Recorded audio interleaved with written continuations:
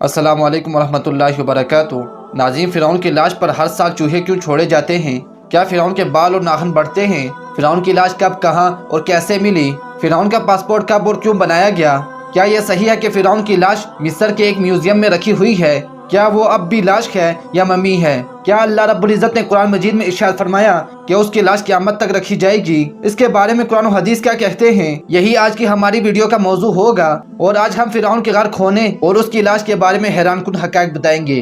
नाज़रीन, साल 1891 से पहले दुनिया का कोई इंसान नहीं जानता था कि खुदाई का दावा करने वाले फ़िरौनों की लाशों का क्या हुआ था, या उनके बाकियात कहाँ हैं, या हैं भी या नहीं। तमाम आसमानी किताबों में इस वाक़े का जिक्र तफसील से मिलता है कि अल्लाह के पैगंबर हज़रत मूसा अलैहिस्सलाम और बनी इसराइल कौम का पीछा करता हुआ एक फ़िरौन पानी में गर्क होकर अपनी फौज समेत मर गया था, जबकि हज़रत मूसा अलैहिस्सलाम और उनकी कौम को पानी ने अल्लाह रब्बुल इज़्ज़त के हुक्म से गुजरने का रास्ता दे दिया था। मगर उसके बाद क्या हुआ था, इस बारे में किसी भी किताब में नहीं लिखा हुआ, मगर कुरान मजीद में उसके इंजाम के बारे में एक बहुत ही अजीब बात लिखी हुई थी जिसकी किसी को भी समझ नहीं थी। कुरान मजीद के सूरह यूनुस की आयत नंबर 92 में अल्लाह रब्बुल इज़्ज़त इरशाद फरमाता है, फल यौमा नुनज्जीका बिबदनिका लितकूना लिमन खल्फका आया व इन्न कसीरम मिनन नासी अन आयातिना लगाफिलून। सो आज हम सिर्फ तेरी लाश को निजात देंगे ताकि तू उनके लिए निशान इबरत हो जो तेरे बाद हैं, और हकीकत यह है कि बहुत से आदमी हमारी निशानियों से गाफिल हैं।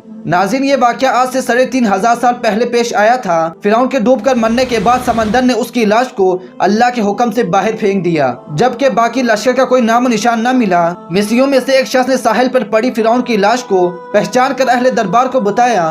फ़िरौन की लाश को महल पहुंचाया गया। दरबारियों ने मसाले लगाकर उसे पूरी शान और इख्तिराम के साथ ताबूत में रखकर महफूज कर दिया, लेकिन हुनूत करने के अमल के दौरान उनसे एक गलती हो गई थी। फ़िरौन चूंकि समंदर में डूबकर मरा था और मरने के बाद कुछ अरसे तक पानी में रहने की वजह से उसके जिस्म पर समुद्री नमकियात की एक तह जमी रह गई थी। मिस्रियों ने उसकी लाश पर नमकियात की वो तह उसी तरह रहने दी और उसी तरह हुनूत कर दिया। वक्त गुजरता रहा, जमीन और आसमान ने बहुत से इनकलाब देखे जिनकी गद के नीचे सब कुछ छुप गया, हत्ता कि फ़िरौनों की हुनूत शुदा लाशें भी जमीन की तहों में गुम हो गईं। उनके नाम सिर्फ किताबों, उनकी तामीरात और लोगों के जहनों में रह गए। इस वाक़े के तकरीबन 2000 साल बाद इस दुनिया में अल्लाह रब्बुल इज़्ज़त ने अपने आखिरी नबी इमामुल अंबिया जनाब मोहम्मद मुस्तफ़ा सल्लल्लाहु अलैहि वसल्लम को भेजा। उन पर नाज़िल होने वाली आखिरी किताब कुरान मजीद फुरकान हमीद में फ़िरौनों के किस्से बड़ी तफसील के साथ बयान किए गए थे, और उसी सिलसिले में उस फ़िरौन का जिस्म महफूज करने की बाबत आयत भी नाज़िल हुई थी,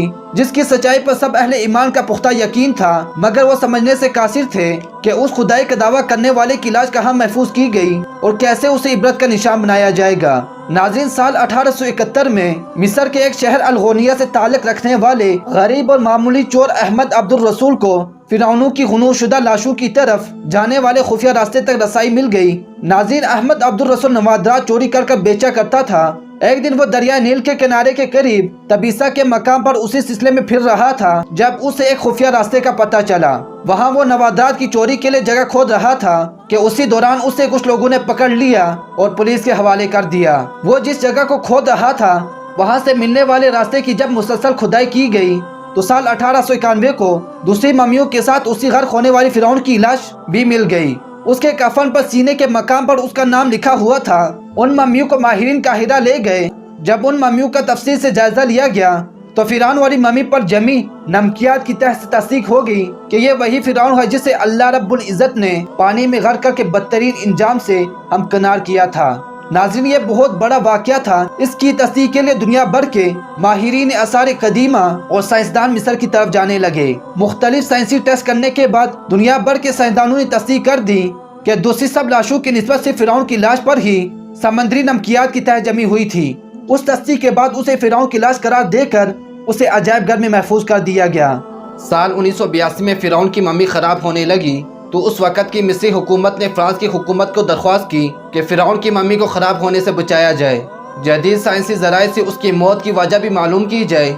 मिस्री और फ्रांसी हुकूमत ने मिलकर मम्मी को फ्रांस ले जाने का इंतज़ाम किया, और उस सिलसिले में फ़िरौन की मम्मी को फ्रांस ले जाने के लिए फ़िरौन की मम्मी यानी उस लाश का पासपोर्ट बनाया गया, क्योंकि फ्रांस के अंदर दाखिले के लिए उस वक़्त लाश का भी पासपोर्ट बनवाना ज़रूरी था। ज़ेर नज़र तस्वीर में आप उस वक़्त का बनाया हुआ फ़िरौन का पासपोर्ट देख रहे हैं। फिरौन की मम्मी को फ्रांस पहुंचाने के बाद माहिर डॉक्टरों की टीम के हवाले किया गया। उस टीम के सरबराही डॉक्टर मोरस ने की। माइक्रोस्कोप टेस्टों के जरिए मम्मी के तमाम एज़ा का बारीक बीनी से जायजा लिया गया तो मालूम हुआ उसकी लाश और जिस्म में समंदरी ज़र्रात अभी तक मौजूद हैं और उसका गोश्त हर रोज ताज़ा होता है और बढ़ता है और उसकी मौत की वजह भी पानी में डूबने की वजह से हुई थी।